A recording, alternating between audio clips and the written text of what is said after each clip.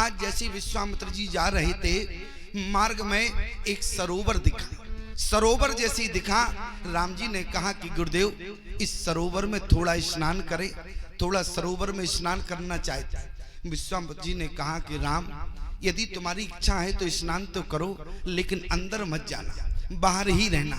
और जैसे ही राम जी स्नान करने के लिए उतरे, राम जी ने सरोवर में केवल एक पैर रखा। याद रखना प्यारे, एक पैर जैसे ही रखा, विश्वामित्र जी ने कहा ठहरो ठहरो ठहरो। राम जी ने कहा क्यों?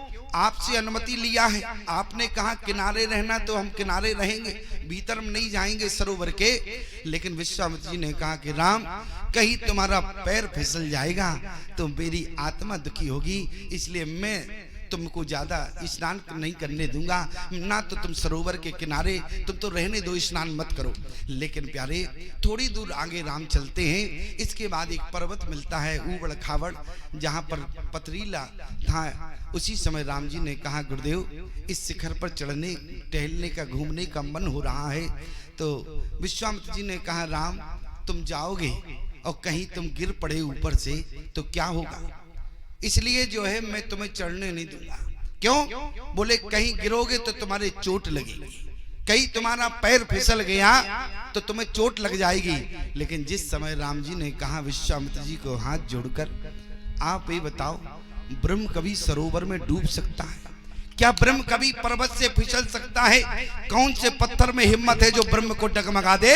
लेकिन आज जो है, जैसे राघवेंद्र ने कहा कि गुरुदेव आपने क्या कहा था अयोध्या की भूमि पर, बोले देव भूप मन हर्षित, अरे ताजा हो मोहे अज्ञान। अरे आप अयोध्या में ज्ञानी थे, आप मेरे पिता को ज्ञान दे रहे थे, लेकिन बोले क्या करें, बोले मजबूरी रही। अयोध्या में मैं विश्वामित्र था, लेकिन अब हम विश्वामित्र जी नहीं हैं। याद रखना प्यारे, आज बोले कौन है?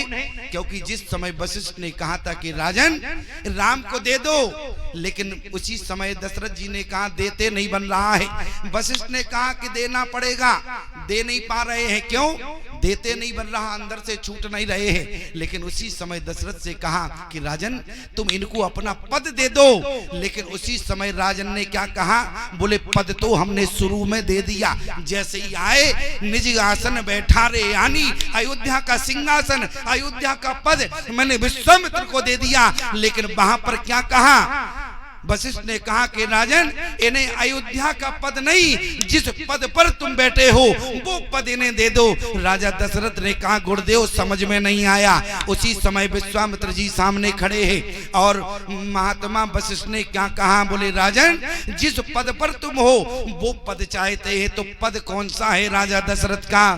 क्योंकि चाहो तुम ही समान सोत। राजा दशरथ किस पद पर है? राम जी के पिता पद पर है, इसलिए याद रखना।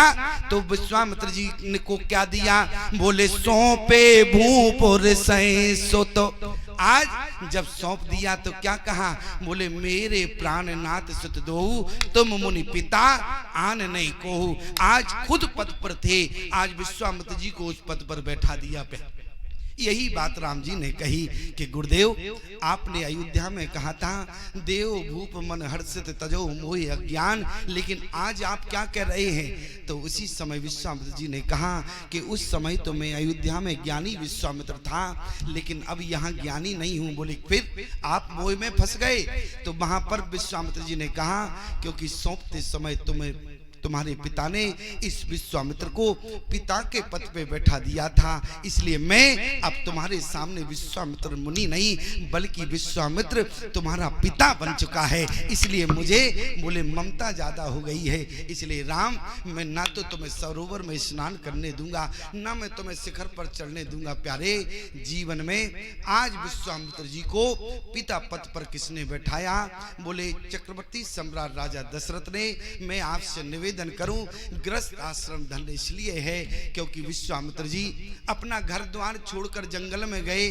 क्यों? परमात्मा को पाने के लिए। और परमात्मा, अरे परमात्मा के लिए घर छोड़ा, परमात्मा घर में आए। इसलिए प्यारे मैं आपसे निवेदन करूं, जीवन में जहां हैं वही परमात्मा मिलेगा। आपको घर परिवार छोड़ने की आवश्यकता नहीं है, जहां पर हैं वही परमात्मा आएगा। इस विश्वास को अपने हृदय में रखें। इन्हीं सद्भावना के साथ वाणी